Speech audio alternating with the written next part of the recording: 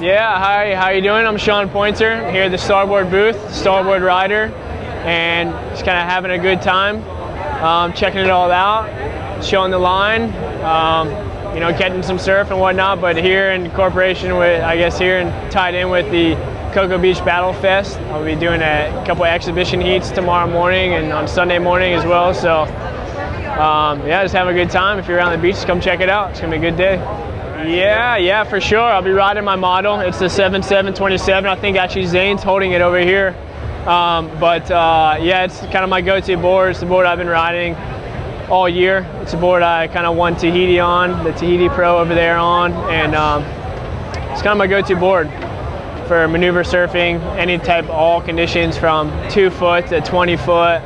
It kind of works at all, but he just set it down, so we'll go check it out. This is definitely the board that I use. This is my the 2013 7727. This is my model, and yeah, it's kind of just an all-round board if you want to get out in the waves and perform and push your surfing levels to kind of a new extreme, I guess. It's really light. I think it weighs in about like 12.5 pounds or something like that. And kind of what's different from, I guess, 2013 to 2012 is a little bit more thinned out in the nose area, a little bit kind of taken out volume here in the nose and even pulled in a little bit. So don't get as hung up as like maybe say the 2012, because it's basically just a little bit thinner there. And also this year we flattened out the deck. Kind of just adds a little bit better feel to it. Almost adds a little bit more stability, it feels like, without the dome deck. And, you know, this year incorporating that flat deck that you see. So you just wax the board, no pads on it? Yeah, I mean they do actually. They have a Star Touch on top of this.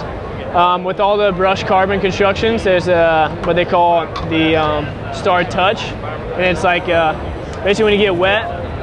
You get kind of close up here, but it's like almost like a granulated type, like almost adhesive, I guess. But when you get wet and put pressure on it, it sticks really well. But I just like the security, that much more grip. So I like to wax over it, and obviously then I like to put the tail pad on for just that much more kind of support there when I'm doing my turns and getting up into the lip, getting critical. But kind of like down to the tail area, really start. Really thinning out the rails here into the bottom. So again, kind of just lesser volume, a little bit more maneuverable because it's lesser volume down there, and really sharp rails to help knife your board into those waves and to help with your turns and whatnot. So it's yeah. So are there any bottom controls that you flat all the way through, or concave, or what? Yeah, some basically bottom. It goes to a basically V in the very tail. Up to a single, and pretty much all the way single throughout up in the top. So it yeah, that V in the back just helps to give you that pivot from one rail to the other a lot easier than say a single concave. So it's just that much more easier to get on one rail to the other, from one rail to the next throughout your turns and stuff. So it's just one of those boards that really responsive, and yeah, it's one hell of a board to ride. So this is even the one you use in Tahiti when it's like bombing big barrels, yeah? Yeah, bombing big barrels. I'll ride this anywhere. Just recently, kind of down in Mexico, was riding this board, like probably 15, 20 foot mainland Mex type barrels. So can definitely handle all conditions, and even down to 2-3 foot Florida that I surfed this morning on this board on. So it covers all ranges there, just depending on, I guess, what conditions you're dealing with and what conditions you want to try giving it a go at. So it's my board, I love it, and yeah, maybe you guys will too, so check it out. And can't knock the color, man. The green, it makes it pop, man. You just get in the water and it just pops so hard.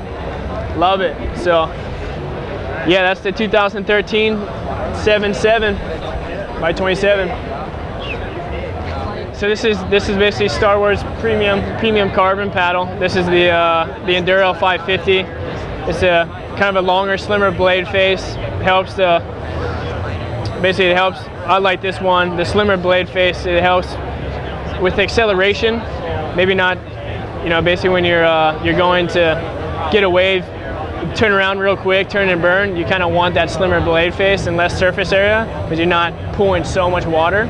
So it helps to kind of have a slimmer blade face and less surface area so you can kind of get your speed up quick and get moving. So that's why I like to usually go with the Enduro 550 or the Enduro 475. Again, the Enduro series is all a little bit slimmer blade faces than Starboard's wave paddles and power paddles, where the wider, kind of better for racing. But this is kind of my go-to for wave and stuff like that.